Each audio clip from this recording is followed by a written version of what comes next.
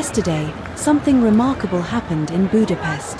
In a country where the government has banned pride marches, threatened protesters with fines and surveillance, and pushed an increasingly authoritarian agenda, tens of thousands of people flooded the streets anyway.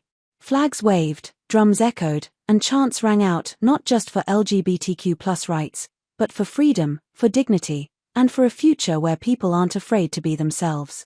This wasn't just a parade. This was a message. A loud, colorful, fearless message aimed directly at Viktor Orbán and his government.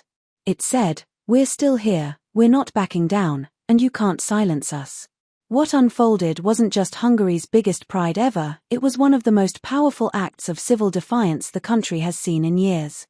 The 2025 Budapest Pride wasn't just an event, it was an act of rebellion. Just weeks before the march, the Orbán government declared the pride illegal, threatening participants with heavy fines and even jail time. But instead of backing down, the organizers found a legal loophole. They reclassified the event as a city-sponsored gathering, with full backing from Budapest's mayor, HUGH F. This clever legal move effectively sidestepped the national ban, and the response was overwhelming. What had been expected to be a tense, maybe even small protest turned into the largest pride in Hungarian history, with an estimated 200,000 people showing up. People came not just from Budapest, but from all over the country and even abroad to make a statement that fear would not win. The streets overflowed with rainbow flags, handmade signs, dancing, and solidarity. In the face of government repression, the Pride March became a symbol of resistance, proof that when enough people are willing to show up, even the loudest authoritarian voices can be drowned out by unity and joy. What started as a march for LGBTQ+ visibility quickly transformed into something much bigger. A massive, public rejection of Viktor Orbán's increasingly authoritarian rule. Pride in Hungary has never been just about celebration, it has always carried a political weight. But this year, that weight became a tidal wave of resistance. Protesters didn't only wave rainbow flags, they carried signs calling out government corruption, judicial manipulation, media censorship, and the erosion of democratic norms. Slogans like "No Pride without democracy" and "Orbán, your time is up" were just as common as those supporting queer rights. The event became a convergence point for every citizen who feels their freedoms are under threat, queer or not. Teachers, students, doctors, artists, and even families with children showed up, many for the first time, using Pride as a platform to speak out against the regime. This broader political energy wasn't accidental, it was a reflection of how deeply interconnected these issues have become. When a government targets LGBTQ+ people, it's rarely about just that group. It's a tactic: isolate, demonize, and distract. But this year, that tactic failed. Instead of fear and silence, the government got noise. The Pride March became a megaphone for Hungary's discontent, a place where anger turned into action, and isolation turned into solidarity. The symbolism was powerful, a banned event made legal by a defiant city, drawing more people than ever before, and sending a crystal-clear message not just about queer rights, but about the future of Hungary itself. Pride was no longer a niche protest. It had become a front line in the fight for democracy. One of the most striking elements of the 2025 Budapest Pride was just how far its impact reached beyond Hungary's borders. This wasn't just a domestic issue anymore, it had become a European and even global flashpoint. Over 30 embassies, including those from Germany, France, Spain, and Canada, issued a joint statement ahead of the event, declaring their unwavering support for LGBTQ+ rights and condemning the Hungarian government's attempt to suppress the march. Dozens of members of the European Parliament flew in to walk alongside Hungarian citizens, and some even gave speeches that directly challenged Orbán's policies. What made this support even more significant was its diversity.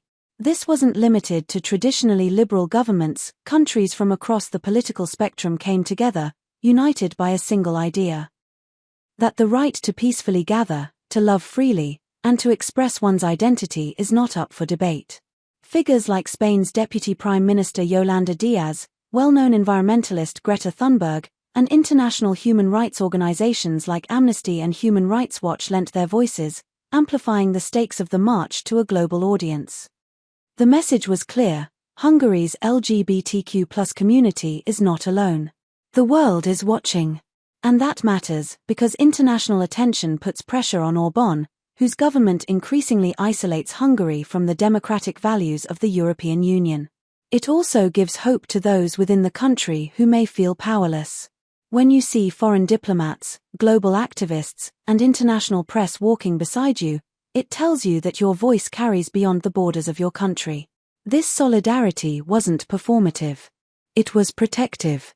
It served as a kind of shield, making it politically riskier for the government to crack down with force or to arrest peaceful participants.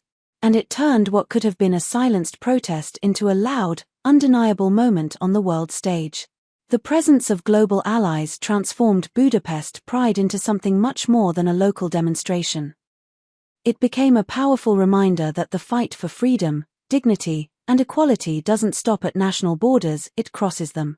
The Hungarian government did everything it could to intimidate people out of marching. In the days leading up to Pride, state officials warned that participation could result in steep fines or even imprisonment.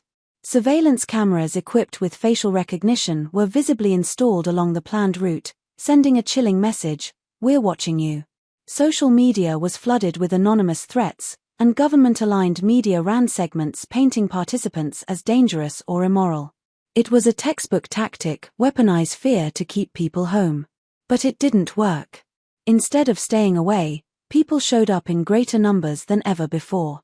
They showed up in drag, in rainbow colors, holding hands, waving flags, laughing, chanting, and refusing to be afraid. Even knowing they were being watched, even with the threat of state retaliation hanging over their heads, they marched. That's what made this Pride so powerful. It wasn't just a celebration of identity, it was an act of civil courage. Organizers knew the risks. Activists were well aware of the consequences. Yet they didn't back down. As Esther Mihaly from Amnesty International Hungary put it, "We march not because it's safe, but because it's necessary." Every step taken during the march was a quiet but powerful rejection of the fear the Orbán regime tries to instill in its citizens. And in the end, the government's intimidation tactics backfired. The massive turnout exposed how little control they truly have over the spirit of a united, defiant public. Despite the surveillance and threats, no arrests were made. There were no large-scale clashes. The authorities were forced to stand by and watch as the very thing they tried to suppress turned into a vibrant, global spectacle. That's the real message of this year's Pride, that even in a country where rights are under attack, where freedom is eroding, and where fear is used as a weapon, courage is stronger. And the people who marched on June 28 didn't just show pride in who they are, they showed pride in what their country could still become. What happened in Budapest on June 28 wasn't just a protest, it was a promise. A promise that no matter how dark the political climate becomes, people will still rise. They will still dance, still love, still speak out, and still show up for one another. The record-breaking turnout, the creative resistance, the international support, these weren't just reactions to repression, they were declarations of hope. Because every step taken during Pride was proof that fear can be resisted, that isolation can be broken, and that change is still possible. This march showed that Hungary is not defined by its government, but by its people, by their courage, their solidarity, and their refusal to be silenced. The road ahead is long. The fight for equality, democracy, and freedom never ends in a single day. But for one bright, defiant afternoon in Budapest, the future looked a little less bleak. And that's how real change begins, with people who believe, despite everything, that a better world is still worth marching for.